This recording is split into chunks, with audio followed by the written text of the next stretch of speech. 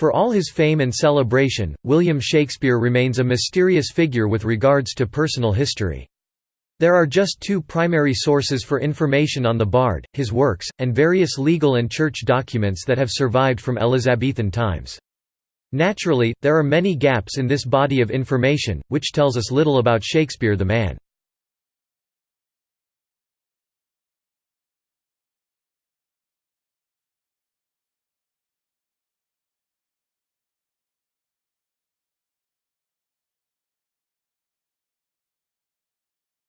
In animals, a movement is coordinated by a cluster of neurons in the spinal cord called the central patterns generator (CPG). This produces signals that drive muscles to contract rhythmically in a way that produces running or walking, depending on the pattern of pulses.